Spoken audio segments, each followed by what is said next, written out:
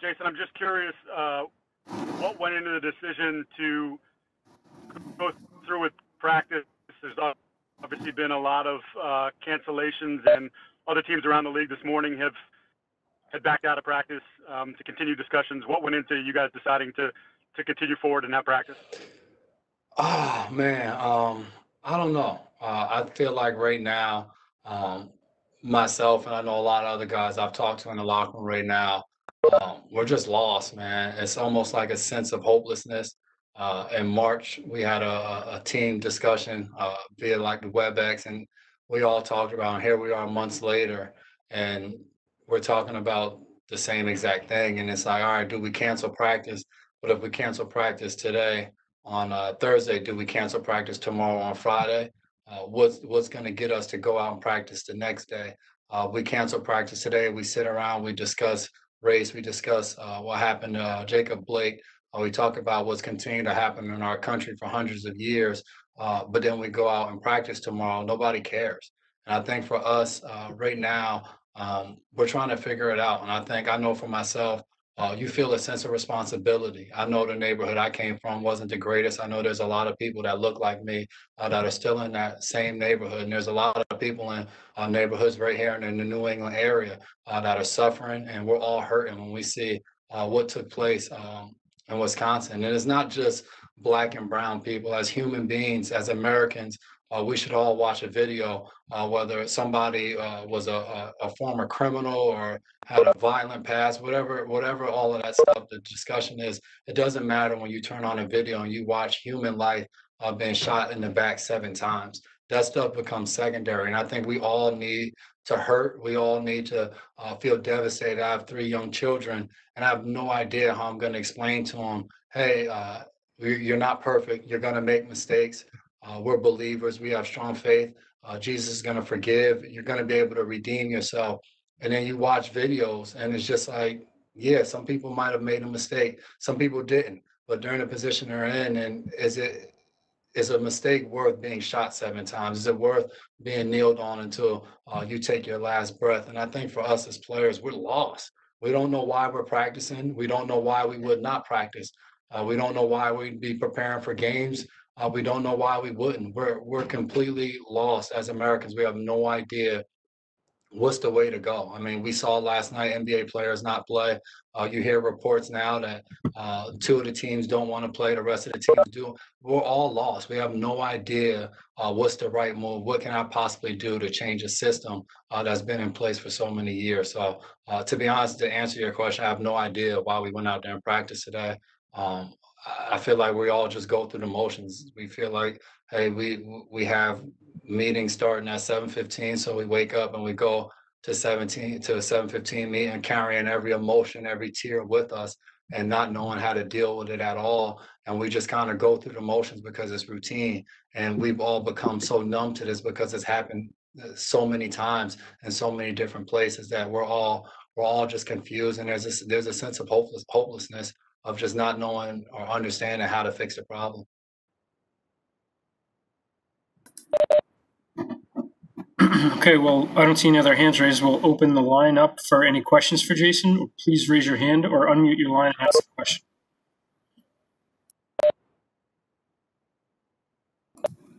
Go with Phil Perry. Go ahead, Phil. Jason, you talk about having this feeling of feeling lost. How can you lean on your teammates, the guys that you're spending so much time with right now, maybe to try to find some guidance? How much of that have you done?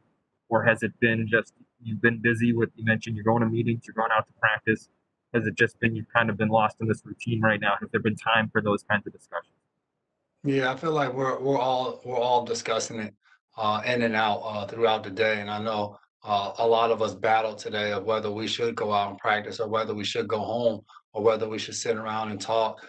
We don't know the answers. I text my wife this morning when I got into the building. And I was just like, I feel guilty. I just don't feel right. There's just a feeling inside of me. There's hurt inside of me. There's anger inside of me, and I'm like, does football mean anything? Talked to B. Copeland. Obviously, he was a professional. He said some of his students have hit him up, and it's just like, what's the purpose of getting ready to go to college? I think there's just so much emotion that goes on with everything that we've seen over the last few days. We watched a man shot 7 times in the back. Then we watched a 17-year-old kid go out and feel that he needed to take matters in his own hand, killing 2 people and walk by the cops with a long gun around his neck with his hands up and get in his car and drive all the way back to Illinois before anything is done. And we listened to the chief of police say, well, none of this would have happened if everybody would have just been inside for the curfew. And it's just saddening. And we're definitely trying to lean on each other, but we don't have the answers. We have no idea what it is we have to do to fix this problem. But I think a lot of us, and I won't say everyone because I know everyone doesn't probably feel the same way I do. Some people don't see it as their issue. I've had people hit me up. I've had white friends hit me up and say, hey man, I support you, whatever you need. And it's just like, hey, I need for this to be everybody's problem. I need for it to not just be my problem because the people that are going through it looks like me. I need it to be all of our problems because we're all humans. We all should realize the significance of a human life and how we all should be treated. And I think we're just struggling with this, man. And we don't know how to move forward. So we just stick to our routine and we move and we go through the motions. And for me, it's when I get home, I'm trying to discuss it with my wife. Obviously, Dev's here. Me and him are extremely close, and we're trying to bounce ideas off each other. But there's just so much emotion swirling around. It's just so hard to decipher right now.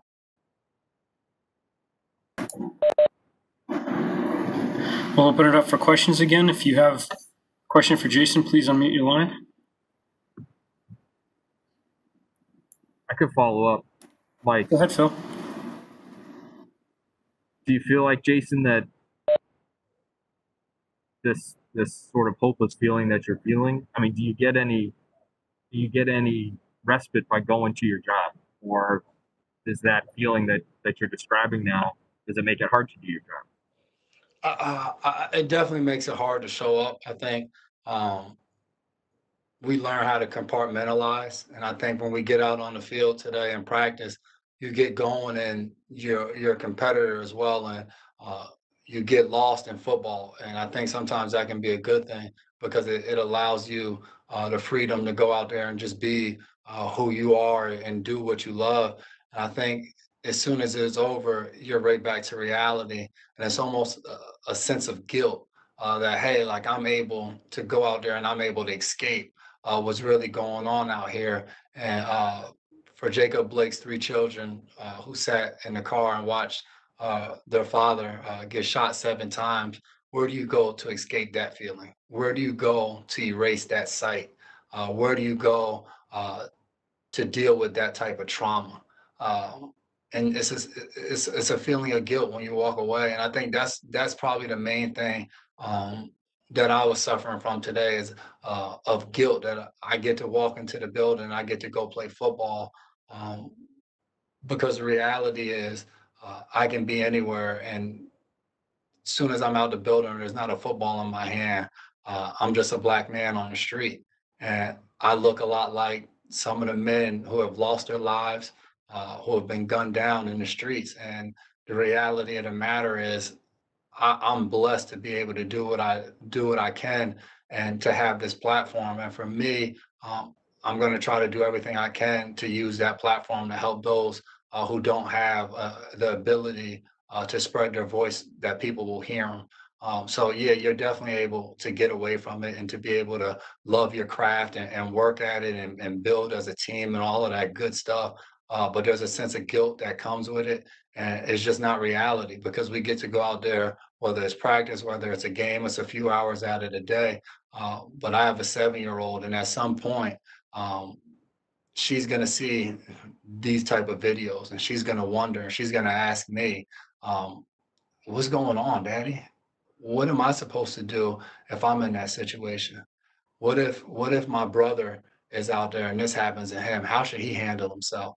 And everybody doesn't have to have those conversations. Everybody doesn't have to sit down with their son and explain to him if he's ever pulled over while he's driving that he needs to roll every window down in the car, that he needs to make sure his license and registration and insurance are already visible. He needs to keep his hands on the steering wheel at all times. He needs to announce any move that he's getting ready to make before he makes it. Everybody doesn't have to have that conversation, and I do, and I'm gonna have to have that one day. And it breaks my heart because my parents had to have that conversation with me, and my grandparents had to have that conversation with my parents. At what point, at what generation do we get to stop having those conversations? Do we get to all feel normal and feel safe in a country where we say we all are free and we all are equal? But when we look around, we know that's not the case.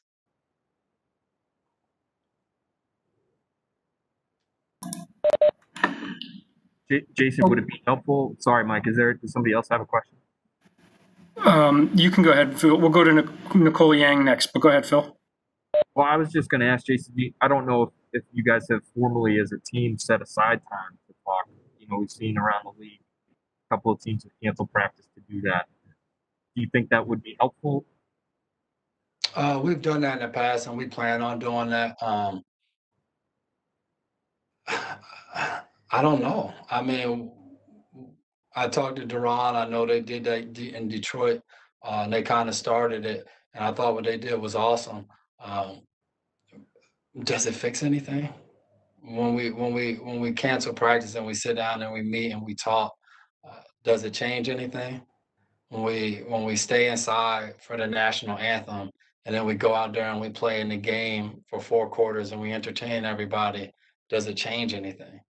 And I think that's what I'm struggling with. We cancel practice and we sit down and talk.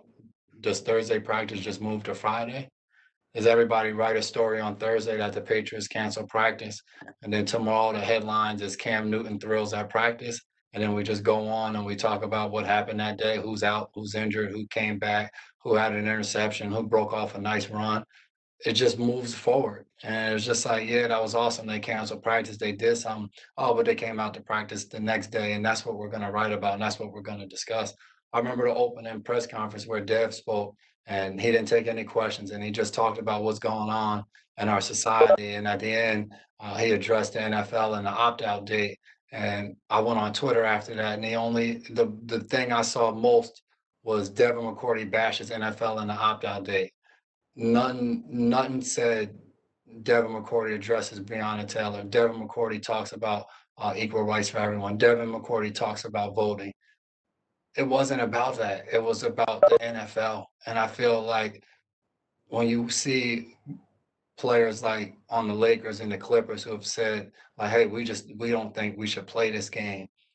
And they're trying to get the attention. But then I read something from Draymond Green, and it was just like, as athletes, we always feel the need that we need to stop playing to make change. But at the end of the day, we play a sport that's also a business. And how many other businesses do you see being shut down right now? Do you see the CEO of Apple or YouTube or Google saying, hey, we're shutting down, we're boycotting going to work, we're not going to do this anymore?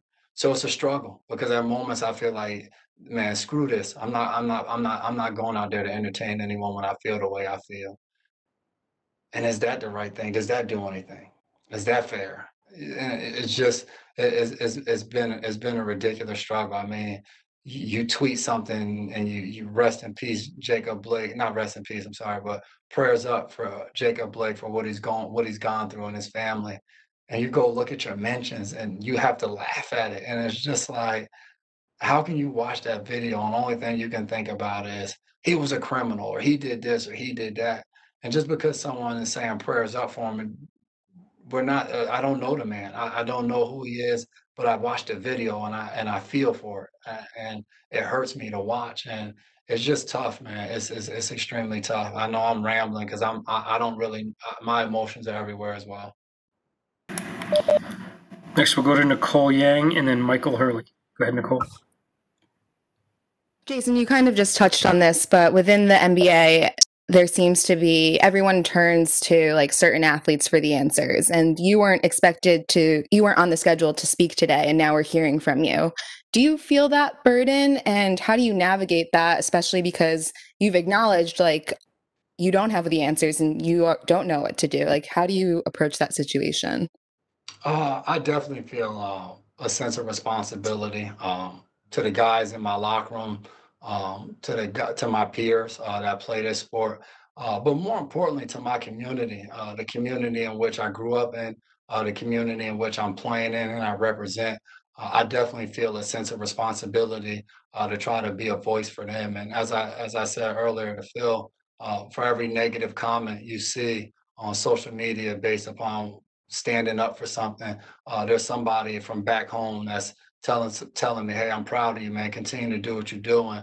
Of course, you don't do it for that, but sometimes it's tough, man, and you need that motivation to continue to tell you that, man, I need to fight. I need to fight because this isn't right, and it hasn't been right. And for sure, me alone, me, Dev, Slade, whoever, whatever the group is, are we going to change the world? No, not at all. I mean, this system has been built over hundreds of years. It's not going to take, it's not going to be a few guys on the Patriots that play football that is going to embark a change on a system that's automatically just going to go to being equal and fair to everybody. But I do feel like we've been blessed and we've been placed in the situations we're in to make a difference. And that's not just chasing after Super Bowls. It's bigger than that. And I think when you realize that, it allows you to continue to move forward and continue to fight for what you feel is right.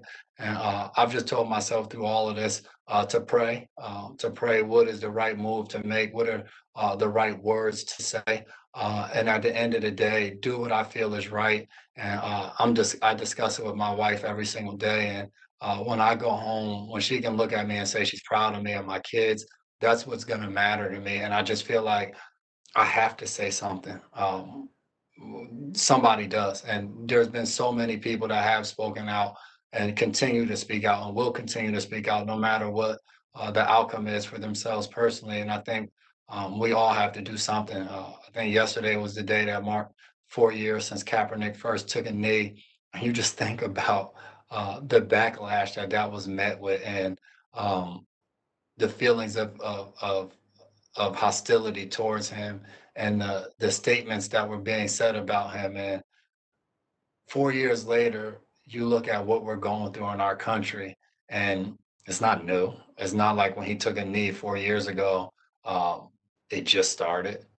And so a little bit of me is just like, wow, is this just a trend? So now everybody wants to speak up. But the other side of me is like, well, maybe now it's an awakening. Maybe now more people realize that what's going on isn't right. And whether they were asleep at the switch back 4 years ago when Cap took a knee, I'm not going to blame them. But if you now see that there's an issue going on and you can be a light to maybe strive towards a solution, I think it's everybody's responsibility to say something and do something.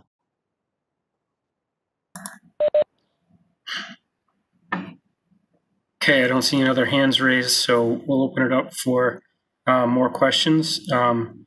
If nobody chimes in, I guess, Jason, we can end it there, or we can close with some final thoughts from you if you'd like.